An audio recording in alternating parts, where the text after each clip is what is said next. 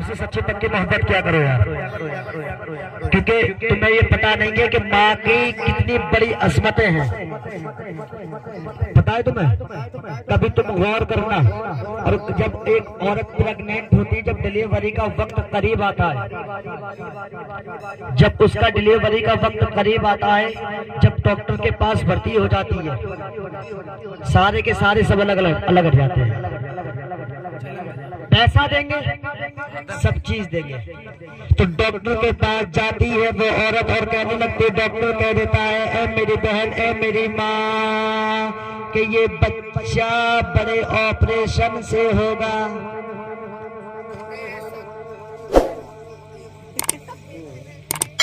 بڑے آپریشن سے ہوگا.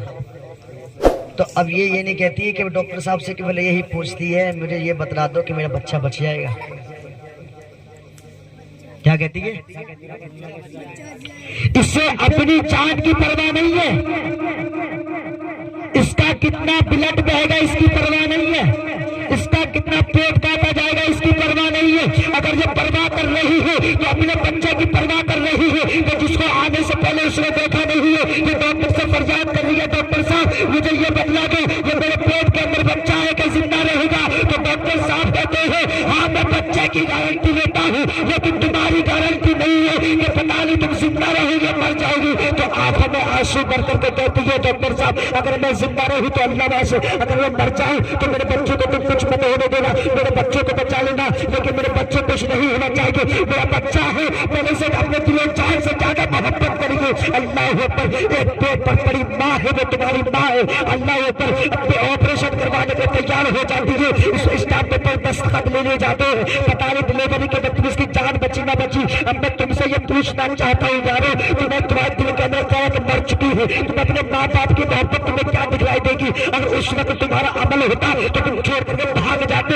ایک وہ ماں ہے جو زندگی اور موت سے لڑ رہی ہے، کس کی وجہ سے لڑتی ہے؟ اپنے بچے کے لیے لڑ رہی ہے. اللہ اکبر، موت کے منہ میں چلی جاتی ہے، موت کے فرشتے اس کے پاس آ کر کے بیٹھ جاتے ہیں، لیکن چہرے پر شکست نہیں کھا رہی ہے، آنکھوں سے آنسو نکل رہے ہیں، گھر والے رو رہے ہیں، اس کے بھائی رو رہے ہیں، اس کے بہن رو رہی ہے، سب کے سب رو رہے ہیں. لیکن وہ ماں ہے جو اپنے بچے کی خاطر اس وقت بھی نہ چپ رہی ہے، کاش میرا بچہ بچ جائے چاہے میری جان کیوں نہ نکل جائے. اب میں تم سے پوچھنا چاہتا ہوں کہ جس ماں نے تمہاری خاطر اپنے بیٹوں کو قربان کروا دیا اور اپنا آپریشن کروا لیا، اس بچے کو کچھ نہیں ہونا چاہیے، کیا اسی ماں کو تم کر سے تک کے باہر کر کے باہر نکالتے ہو؟ اسی ماں سے تم گالیاں پکڑے ہو، اسی ماں سے سب سے بات چلتی ہے تو گھر سے باہر کا دھمکی دیتے ہو. اللہ اوپر یاد رکھنا کہ اللہ کے یہاں دیر ہے، اندھیر نہیں ہے.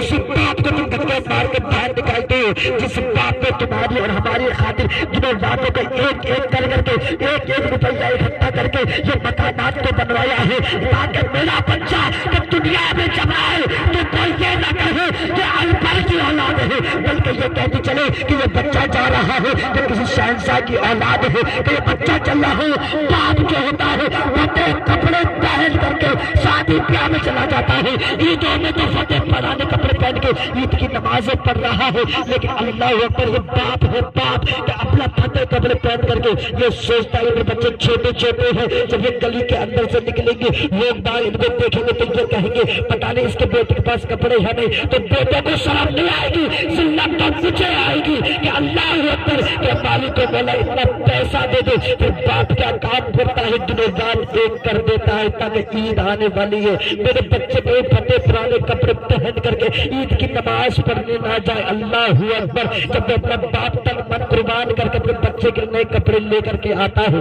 جب تم چھوٹے تھے تو اس وقت تمہارے منہ کے اندر جب تمہارے دانت نہیں تھے، اللہ اکبر جب یہ باپ تھا جو اپنے دانتوں سے چیزیں کھلاتا کرتا تھا، جو کوئی اچھی چیز ہوتی تھی بچے نہیں کھا پاتے چھوٹے پن میں، ان کے دانت نہیں ہوتے ہیں تو اللہ وہ باپ ان کو اندر چیز کھانے والی چیز کو اپنے منہ پہ دباتا ہے، پھر اپنے بچے کے منہ میں رکھتا ہے تاکہ میرے بچہ کہیں بھوکا نہ رہ جائے، تاکہ میرے بچے کو اس چیز کی لذت نہ مل سکے. سب کام کرتا ہے اپنے بچوں کو پالنے کے لیے، سب کام کر رہا ہے یہ تاکہ اس کے بچے کو بڑھاپے پہ آ کر کے پریشان نہ کرے.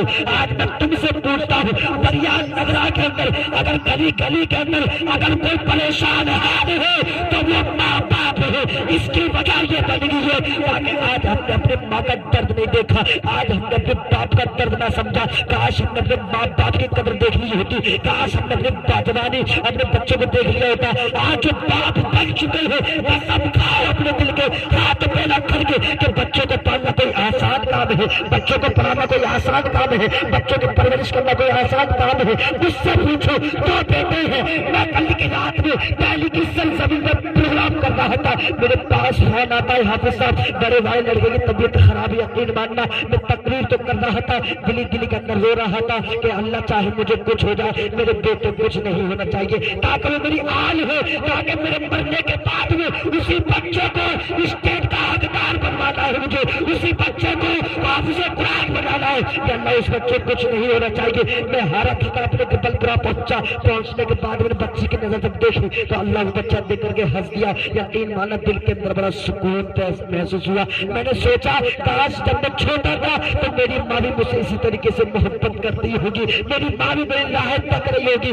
آج نوجوان اتنا بڑا غافل ہو چکا ہے کہ ماں اپنے دروازے پر بیٹھی رہتی ہے، کاش میرا بچہ آ رہا ہوگا 2 منٹ میرے پاس بیٹھ کر کے میری باتیں سنے گا، کاش میرا بچہ 10 منٹ ٹائم نکال کر کے میرے پاس بیٹھے گا، مجھ سے باتیں کرے گا، اے میری ماں تجھے کسی چیز نے ستایا تو نہیں ہے، اے میری ماں تجھے کسی چیز نے پریشان کیا ہے۔